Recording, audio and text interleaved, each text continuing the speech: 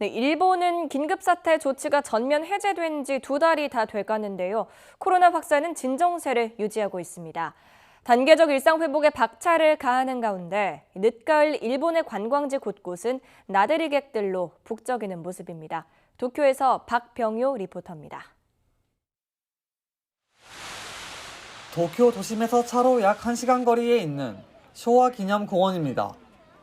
가을이 깊어가면서 울긋불긋 물든 단풍나무 아래 사람들이 모여 사진 찍기에 바쁩니다. 去年はコロナが蔓延してたので行けなかったです。安心して外出ができるようになったのかなとは思います。 조금 우려는 되는데 많이 개선되었다는 것을 실감하고 있습니다.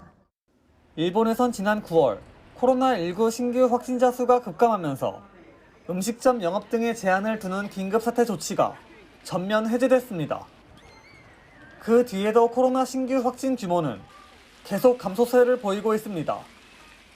백신 접종률이 높아지고 PCR 검사 수가 줄어든 게 확진자 수 급감 이유로 꼽히지만 정확한 배경은 여전히 명확하지 않습니다. その検査を受けた人の数は急激に減っていると。これが事実としてあります。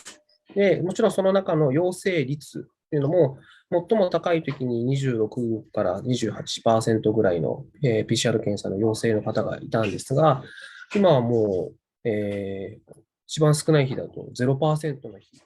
코로나 상황이 일단 진정되면서 일본 시민들의 경제 활동도 다시 활발해지고 있습니다.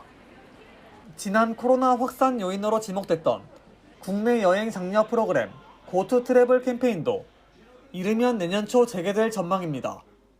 2019年の旅行のお客様のニーズまで戻ってきてるかなというふうには感じているので、この先少しずつ増えていくのじゃないかなというふうには考えています。 반면 실내 활동이 많아지는 겨울을 앞두고 6차 재확산 대책도 시급합니다.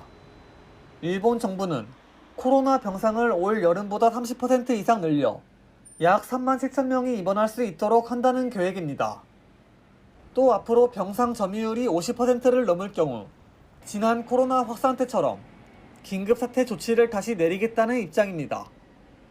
하지만 의료 전문가들은 이러한 긴급사태 조치가 과연 실효성이 있는지부터 재검토해야 한다고 지적합니다. そしたらどうもいつまで経っても感染者数が減らないので、もう緊急事態宣言が出しっぱなしになってしまったということが日本ではありました。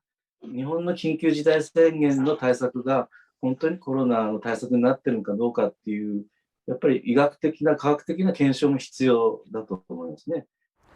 일본에서 지난 5차 확산 때 코로나 환자들이 집에서 숨지는 사례가 잇따라 발생하는 등 심각한 병상 부족으로 시달렸던 만큼 검사 과정부터 치료까지 코로나 대책에 대한 전반적인 고민이 더 필요하다는 지적입니다. 일본 도쿄에서 YTN 월드 박병효입니다.